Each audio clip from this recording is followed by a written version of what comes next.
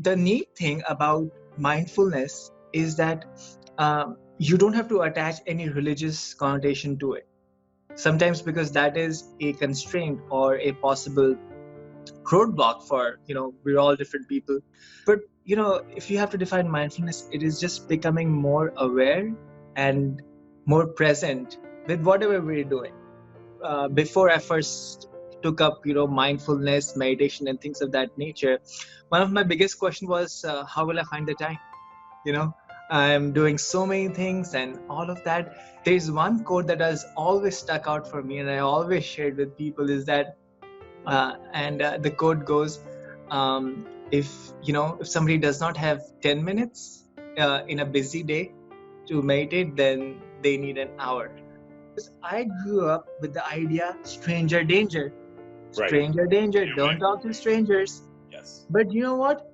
A stranger is also a friend that you've not met yet. Isn't that true? Yes. And so many things that you can do. And in my experience, some of the most gratifying acts are to strangers because you don't have any relation with them. I'm really glad you brought up the point about strangers because we never know what people are going through. We don't know. Everybody is going through a story that we don't know of, and one thing that I also realized is that meeting strangers or meeting our fellow human beings, it seems to be an anomaly in these days because we're all e-friends and e-connected and everything's virtual. So what's real then, So, I think this idea of being mindful actually is a step towards being more human.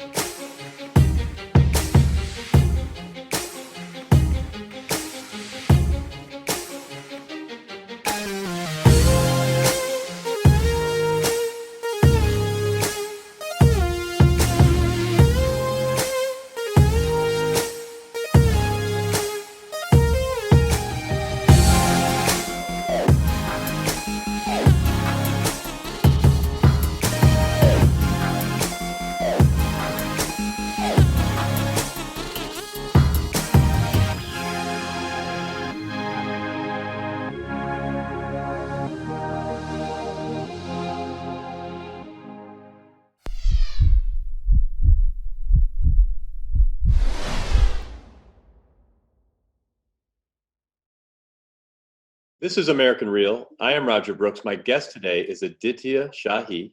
He has a background in finance and works in the investment industry. Through a series of events, you were introduced to Kindfulness, which is a term that means kindness and mindfulness. Aditya, welcome to the show. Thank you, Roger. Thank you for having me. It's great to talk to you.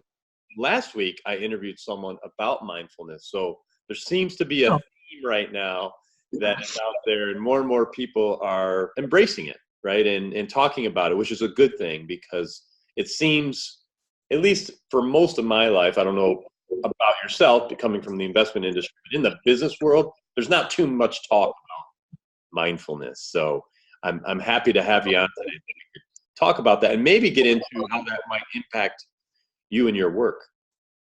Yeah, definitely. And it's something definitely that even the business world is starting to embrace, because I don't know if you heard of a hedge fund very famous for the arguably one of the best investors in the world, Ray Dalio, who runs the biggest hedge fund. He says something very powerful. He says if he had to attribute one factor that has contributed to his success globally, and this is an investor you need a minimum net worth of over $5 billion to work with him. And he works with governments and, you know, different countries, and of course very wealthy people. And he single-handedly attributes mindfulness, not mindfulness, but a form of meditation and mindfulness to his success. And so even in the business world, you know, the idea of mindfulness is getting more and more embraced. So we're definitely seeing that trend, and I think that's really good for everybody. It really is. And I so much appreciate to hear that story, because at that level, if you could hear that someone at that level brings that into his organization and him personally, then it could be done anywhere. Exactly, exactly. And you know, one of the biggest questions, when, especially even in my case, before I first took up, you know, mindfulness, meditation, and things of that nature, one of my biggest question was, how will I find the time? You know, I'm doing so many things and all of that. And you know, when you start out, usually, you know, you can do 5-minute meditations, you know, you can do 10-minute meditations. And that's really how I started, you know, taking micro steps. And there's some amazing tools I'd love to share with you today about it. But there's one quote that has always stuck out for me, and I always shared with people, is that the quote goes, if, you know, if somebody does not have 10 minutes in a busy day to meditate, then they need an hour. So it's kind of a witty, you know, quote, but I always find it very interesting. I love that. You know, Yeah. we were actually talking before we started recording that I think it's like anything. If you put your mind to it, no pun Mhm. intended, then we could do anything we want. So whether it's getting up a little bit early, whether it's staying up later, whether it's taking time throughout your day, you know, maybe you set an alarm. There's all kinds of tactics, right, to be able to do it. But it has to come from the heart, right? Isn't that the most important thing? You have to want to do it. It can't be forced. Yeah, I think the key is like understanding like what mindfulness, what the benefit it can provide for a individual, right? And The neat thing about mindfulness is that you don't have to attach any religious connotation to it. Sometimes because that is a constraint or a possible roadblock for, you know, we're all different people. um, so that's the neat thing about mindfulness, is it is just mindfulness is I was actually, you know, a few days ago I was looking up the definitions of mindfulness. There's plenty out there, but you know, if you have to define mindfulness, it is just becoming more aware and more present with whatever we're doing. You know, that's a simple definition of mindfulness. So it does not um, get attached with any, you know, kind of a religious connotation, because sometimes that becomes a roadblock, right? And as far as benefits are concerned, today there is so much science behind it. I mean, there are so many elite institutions who have programs where they're doing so much research within, you know, as a sub branch of psychology, about the benefits of meditation and mindfulness out there. So you know, that's what really got me excited. You know, I, as an individual, I wanted to be better in all areas of my life, and that prompted me to, you know, take it up, you know, one step at a time. And what happened with me in my case was, I got introduced to this community, this you know, fabulous group of people, where the idea is to not just, of course, practice mindfulness, but also kindness, and hence the term kindfulness. So is that, by the way, Roger, have you, I know you mentioned you recently spoke of you spoke to somebody with mindfulness, but kindfulness, is that something that you've heard of before? I have not, and that's Okay. actually my first question I wanted to ask. You know, is how that came together. Is that something you coined, or is it something that's out there? Something that's out there. So Kindfulness, basically, I'll share a micro story. There is a non-traditional monk who's actually now based out of India, but has a fascinating background, was a serial entrepreneur, ran multiple successful companies, and then also took up this path and practiced over 15,000 hours to meditation. And you've heard of the 10,000 rule and whatnot. So over years and years of practice, and basically came to the conclusion that the shortest, if you're looking for shortcuts to happiness, is performing acts of kindness. Could be very tiny, small, act of kindness, doesn't matter, but that is the fastest route to being happy. And even scientifically, there's been a lot of research that shows that when we do small acts of kindness, it lights up the same area of our brain as if something else we were to do that would make us happy ourselves, you know so Interesting. So can you give us some examples of small acts of kindness? yes, that's actually something that I'm excited to talk about. So, by the way, there is a app. It's called Black Lotus, and I'm kind of taking a step back, but I'm going to get into what we're talking about. So, Black Lotus is basically an app. So where we're building this community, and the idea behind Black Lotus is very simple. So, what Black Lotus means is black is black when it can absorb everything, right? So, as a human being, we all go through life. We have ups and downs. So how we can embrace everything. So that's what black means. And lotus is a flower that grows in muddy water, but is still able to rise above so still going through whatever life's hardships of life, ups and downs, but still being able to rise above that and living living with joy, living with happiness.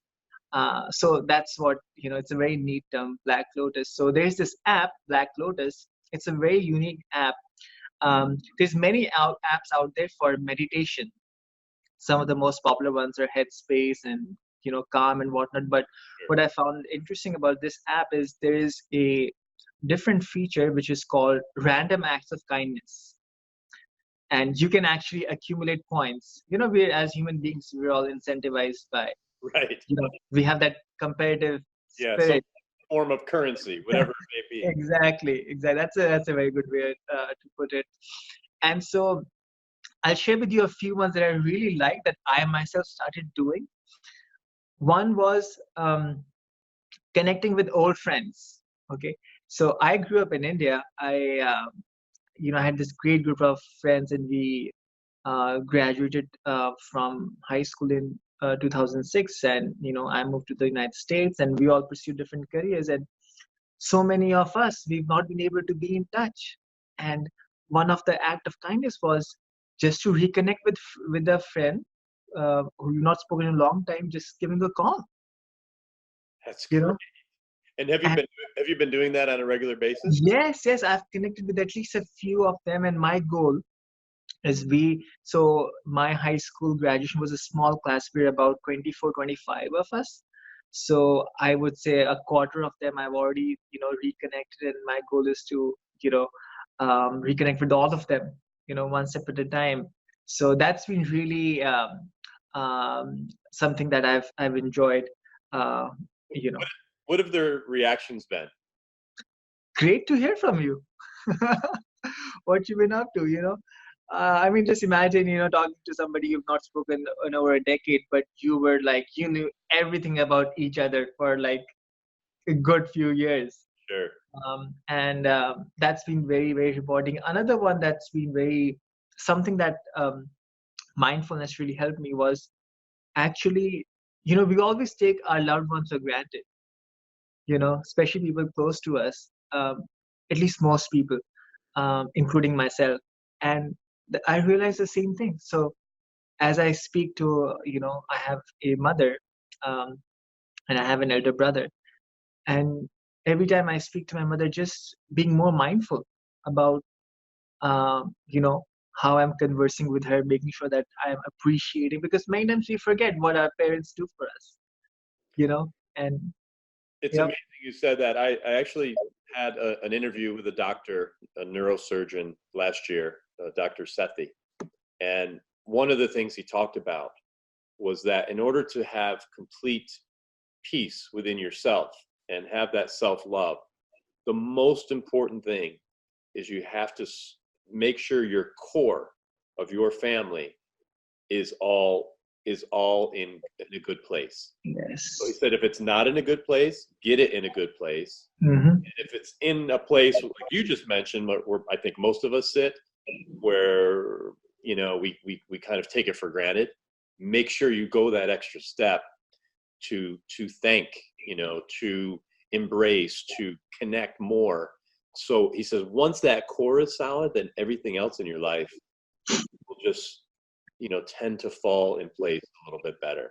Do you agree with that? Is that I completely agree. I think almost everybody would agree with that, because all of us have families, and different relationships, and they're not always um, perfect, right? There's always something that you have to work upon, um, and that's where I think mindfulness has really at least helped me. I can share from my personal experience is um, you know appreciating people, making sure that you value relationships more. And I like to read many books, and recently one of the books I was reading was that that when you are being humble, it was talked about the importance of humility. So humility is not about about that the other person is right and I am wrong. It's not about that. It's about that we value our relationships more than we value our ego. You know, I love and mindfulness has really helped me tremendously when I'm uh, living my life, and I'm different interactions with different people in my life. um, One philosophy that I've actually embraced is that anytime, especially when I have some sort of a conflict, I make sure I take at least a step back and revisit a crucial conversation maybe 2 to 3 days later, but not at that exact moment, because I don't want to say something which I'm going to later regret, because it. once I speak it, I can never take it back. Great advice. No, that's great advice. I've heard that before, and I'm glad you reminded me of that, Aditya. So, a couple things you said earlier, and then I wanted to see if you could give us a couple more examples. But you did Yes. talk about awareness and being present, and both of those words, again, these are words that I hear more and more. I think because I'm more aware. But Yes. for people that may not be fully aware of what awareness means, can you talk a little bit more about that? What does it truly mean to be aware, and what does it truly mean to be But I think if we think about it, it's actually very simple, right? So, and a great way to think about it is use our own examples, from our daily lives. So, for example, eating food. You know, how many of us eat food without even thinking we're eating food and without even relishing it?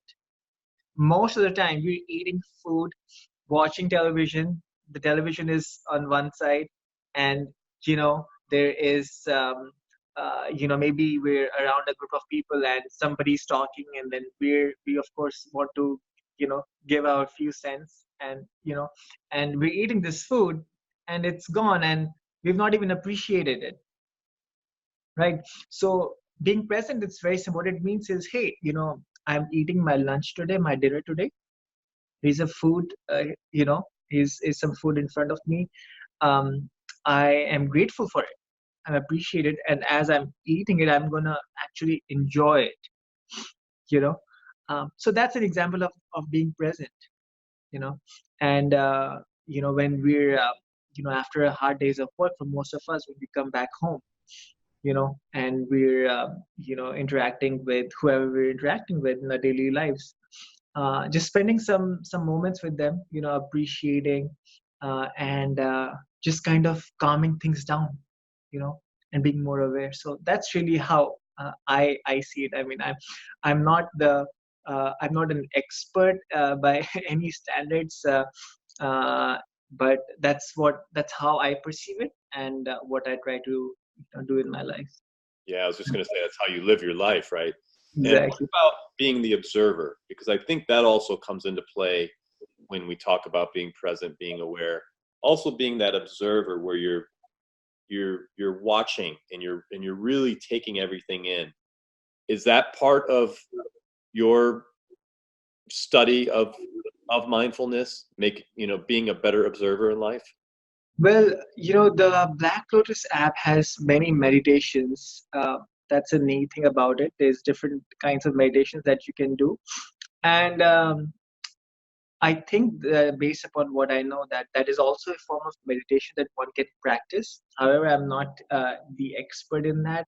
I'm sure if the Black Lotus app, the chief mentor of the Black Lotus app is, as I was mentioning, is a non-traditional monk, Om Swami.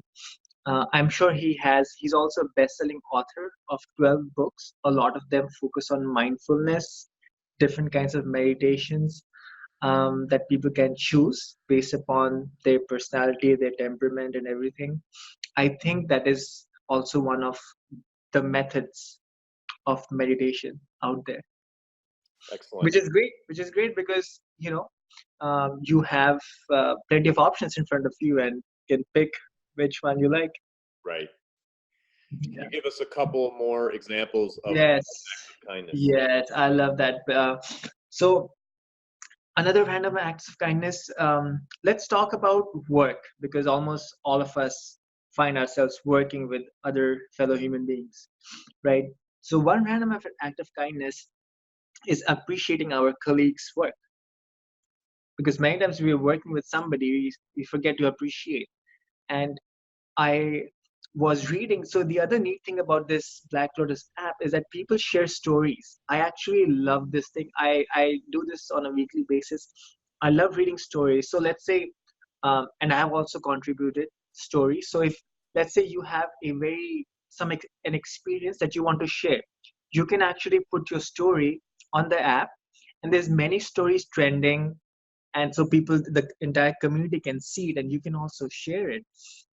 So I was reading this one actually this last week, that this person um, recently joined a new company, and this person started to notice that there was this gentleman who's been working for almost 30 years, but seems kind of little uptight, seems to be a little off, and so basically what she got curious, she wanted to learn more about it, and eventually what she found out was that this gentleman has put in 30 years into this company, but felt that he was not being appreciated.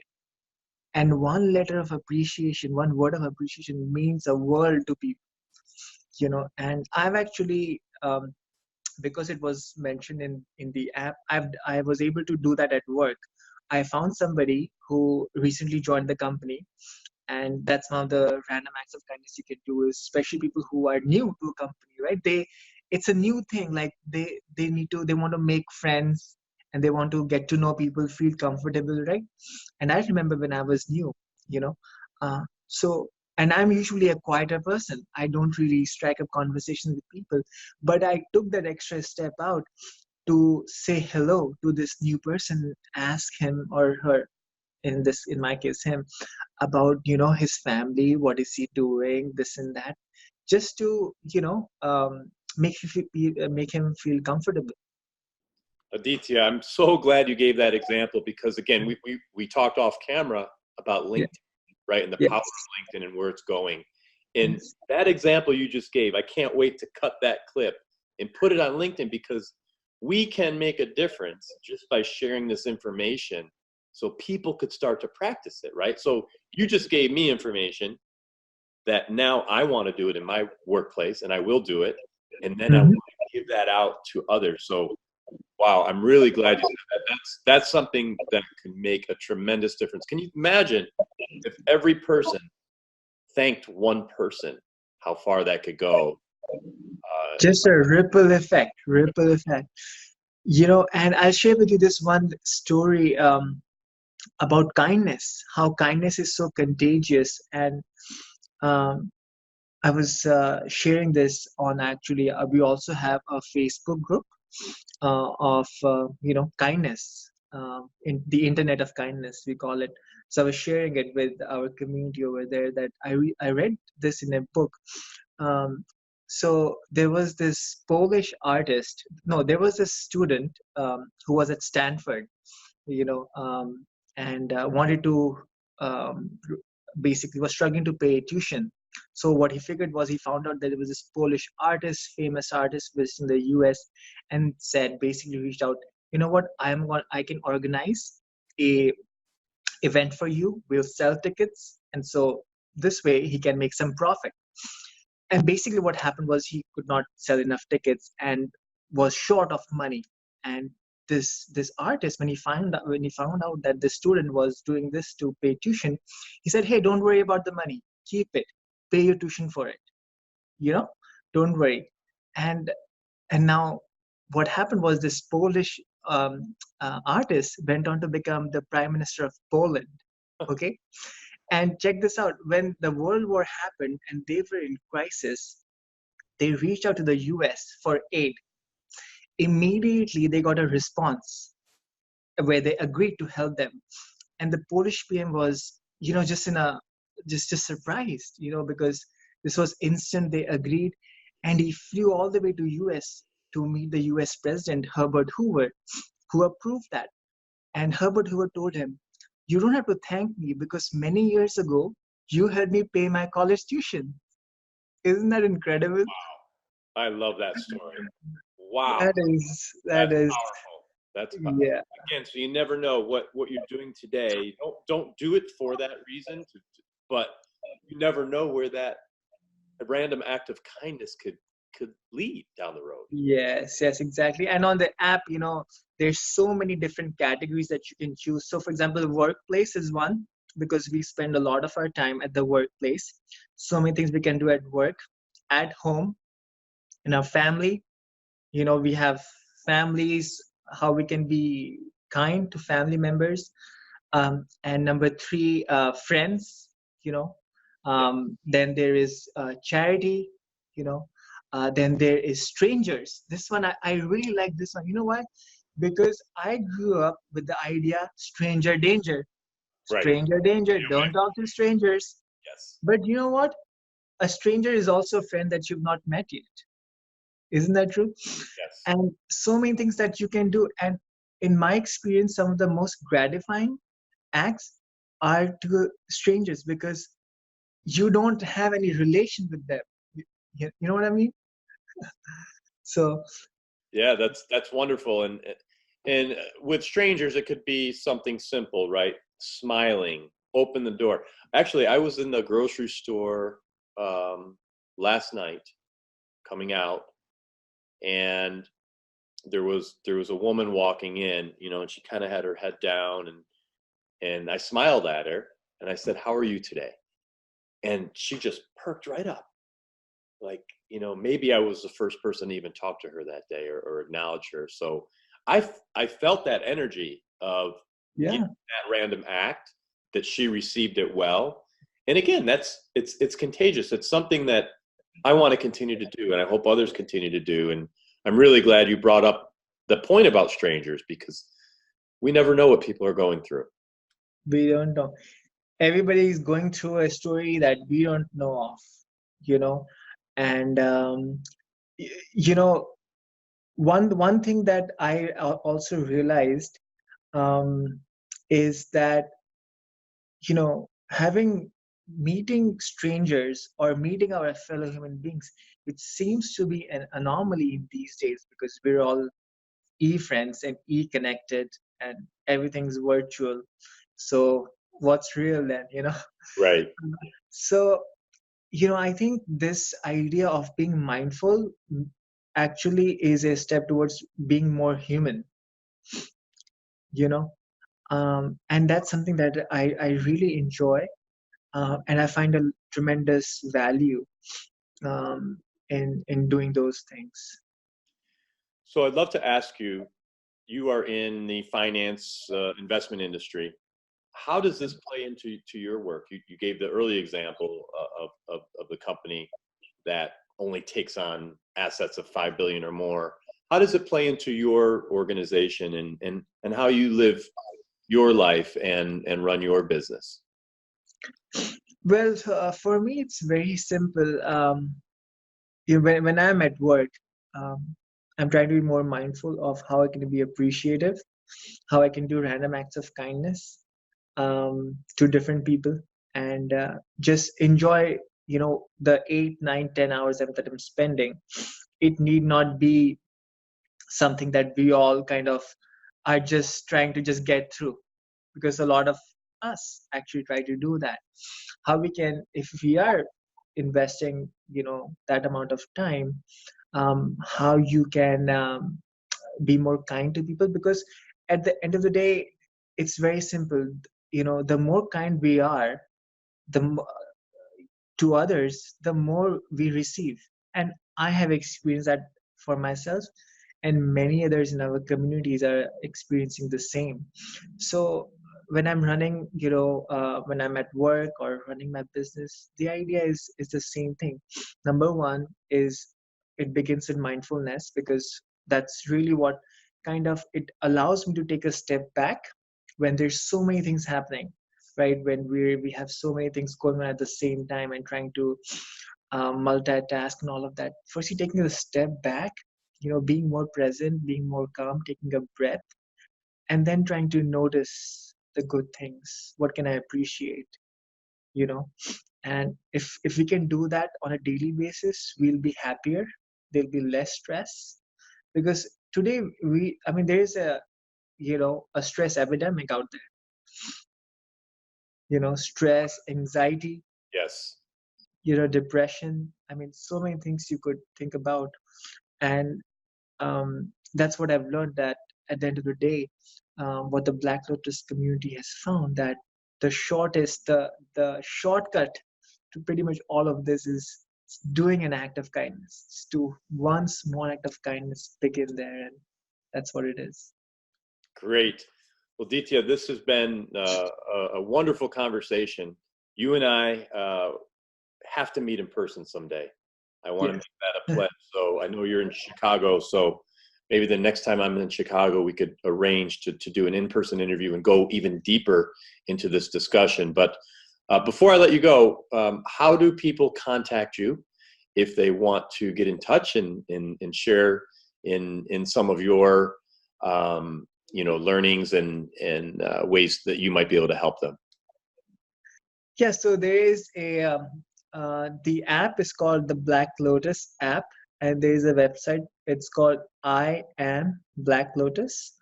I Am Black Lotus, and that's the first place that people can go to find out, because that's the tool, right? You want a tool. If you understand, what mindfulness is, what kindness is, how it can benefit them, you need a tool, and Black Lotus is the app. And we also have a open Facebook group now, which is called um, Black Lotus Internet of Kindness. So that's really the best place. And if anybody has any questions for me specifically, of course, I'm happy to connect. I'm on LinkedIn, Aditya Shahi. Feel free to connect with me. But I also want to take the time to thank you for having me on your show. And I have followed your work in the past few weeks, and I'm amazed, number one, by the quality of work that you produce. I'm a big believer in quality. Of course, quantity is also very important, but quantity without quality does not really work very well. And it's amazing the quality of work that you have produced and are producing. And if I think about it in many ways, um, those are acts of kindness, because people are benefiting from the work that you're producing. Thank you. No, I appreciate your kind words, and I never thought of it that way. But I guess that at the end of the day, that's what I'm trying to do, is provide value to people's lives, and Just this morning I posted on LinkedIn a short clip. I interviewed my father, and he said this phrase. He says, "It's nice to be nice," and I wanted to capture that because it's so true. It's easy, to be nice, and it's everything we talked about today. Mindfulness, kindness. Why wouldn't we? Why do people need to, feel that there has to be an argument to settle something when really you could work through anything just by having mindful feelings of one another. So again, thanks so much. I will post this, as soon as we can, and we will stay in touch. I'm so glad we connected, and can't wait to watch you grow, and I can't wait to look into this app as well. We'll put all the links so people could reach you and also get the app. Definitely, I'll share that with you. But yeah, it's been a pleasure, and looking forward to connecting with you again and continuing to build our relationship. So excellent, Roger. Thank you, and may you have an excellent rest of the weekend. Thank you. Thank you so much.